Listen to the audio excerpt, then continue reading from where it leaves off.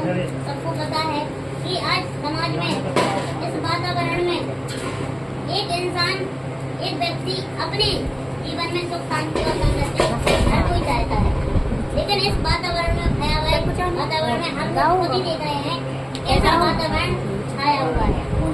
तो भगवती मानव कल्याण संगठन और परमहंस युवराज श्री शक्ति महाराज जी ने हम लोगों को एक ऐसा मार्ग दर्शन दिया है, ऐसा मार्गदर्शन देते हैं कि उन्होंने कहा है कि आप किसी भी परेशानी से क्यों ना जूझ रहे हो, कितना भी आपके घर में कितनी भी परेशानी क्यों ना हो, लेकिन यदि आप इस विचारधारा को अपने जीवन में धारण करेंगे और इस विचारधारा को मानेंगे तो निश्चित ही आप अपने जीवन में सुख शांति समृद्धि पा ही लेंगे और आप अपने आस पड़ोस और अपने रिश्तेदारों के जीवन में भी अगर कोई प्रकार की परेशानी है तो उनको बताएंगे कि ये मार्ग आप लोग अपने घर में 5 क्रियाएं गुरुजी ने बताई हैं कि यदि आप अपने घर में शक्ति ध्वज लगाते हैं द्वारे में अपने मकान के ऊपर, तो कितनी भी प्रकार की समस्याएं क्यों ना हो, भूत बाधा कितने भी प्रकार के लोग अगर चाहें कि आपके घर में कोई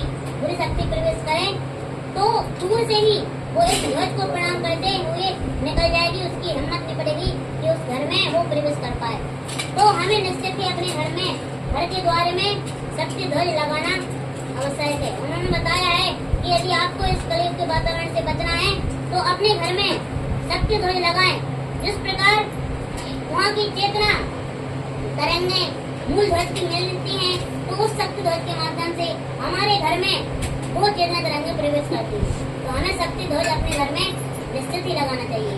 और उन्होंने बताया है कि यदि आप अपने आज्ञा चक्र पर हमेशा कुमकुम का तिलक लगाते हैं तो जो भी भूत बाधा या कुछ भी समस्या होती है तो हमारे आज्ञा चक्र से ही प्रवेश करती है एक व्यक्ति के शरीर में। तो यदि हमारा आज्ञा चक्र अच्छा से रहेगा, उस पर कुमकुम का तिलक लगा रहेगा, माताएं बहनें बिंदी लगाती हैं तो लगा रहेंगी, तो ये सब इस समस्या से बचने का उपाय बताया है गुरुजी ने।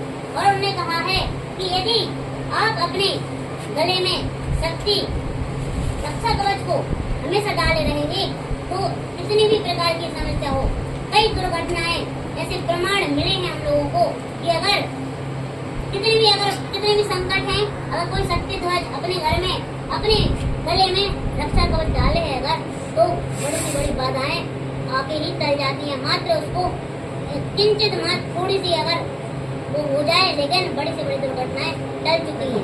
कई प्रकार हम लोगों ने एक घटनाएं देखी भी है और हम लोग तो जानते भी हैं। इसके साथ साथ यदि हम नित्य पान शक्ति जल का पान करेंगे तो हमारे विचार शुद्ध और सात्विक रहेंगे। हमें हमारे शरीर से जो आलस आती है, जड़ता आती है, ये खत्म होती है, शुद्ध विचार आते हैं। तो हमें नित्य शक्ति जल का पान करना चाहिए। और गुरुवार का व्रत बताया है, सभी व्रतों में महान व्रत, एक ऐसा व्रत कि यदि आप बड़े से बड़े व्रत रह लें तो अगर गुरुवार का व्रत रहेंगे तो सभी व्रतों का फल मिल जाएगा, लेकिन सभी व्रतों से गुरुवार व्रत का फल नहीं मिलता है। इस प्रकार गंगा नदी सब नदियों में श्रेष्ठ है, उसी प्रकार हमारे परमहंस युवराज श्री शक्ति महाराज जी ने बताया है कि गुरुवार का व्रत इतना श्रेष्ठ है कि इस प्रकार सभी नदियों में गंगा नदी श्रेष्ठ है, पवित्र है, उसी प्रकार गुरुवार व्रत सभी व्रतों में महान है और पवित्र है। सभी व्रतों का फल इस व्रत को करने से मिल जाता है। ये व्रत केवल गुरुवार जी का व्रत नहीं है, एक ज्ञान के देवता का व्रत है, ये शक्ति का व्रत है। इस व्रत को करने से हमें शक्ति मिलती है, हमें ज्ञान मिलता है, आत्मशक्ति मिलती है। जब भी साधना करें, जब भी पूजा पाठ करें तो कुछ भी ना मांगे भगवान से, सिर्फ और सिर्फ मांगे कि हे माँ, हे गुरुवर, हमें भक्ति देना, ज्ञान देना और आत्मशक्ति देना। इन चीजों में सब कुछ समाहित है। आप लोग जब भी साधना करते हैं तो बहुत सारे मनोकामना रख देते हैं, तो कुछ भी कहने की जरूरत नहीं है।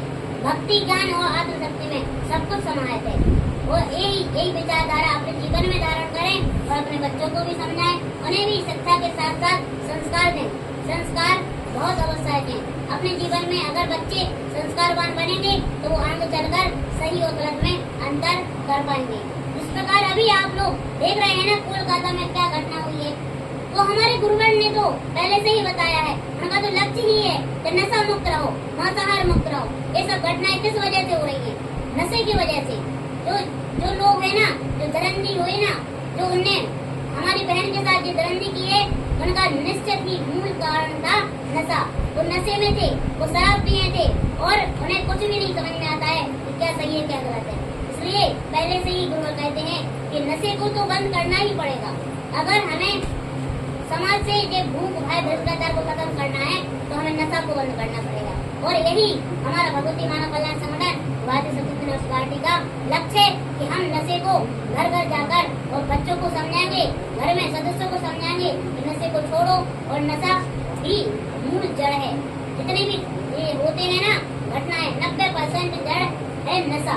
नशे को छोड़ना है, हमें भी छोड़ना है, हमें नहीं करना है कभी। अपने बच्चों को भी सिखाना है कि नशे से हमेशा दूर रहना है और साथ साथ अपने घर पड़ोस आसपास अपने रिश्तेदारों को भी एक गुरु जी की बताकर समझाना है।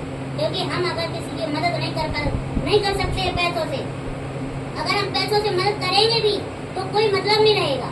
हम आज उसको पैसे दे देंगे, वो कुछ अपना कर लेगा, अपना खर्च चला लेगा। लेकिन यदि हम उसको संस्कारवान बना देंगे, उसको नशा मुक्त बना देंगे, चरित्रवान और चेतनावान बना देंगे, तो उसको उसके जीवन में हमेशा हम लोग द्वारा मिले उसको या ना मिले, वो अपने जीवन में हमेशा सुख शांति और समृद्धि पाता रहेगा।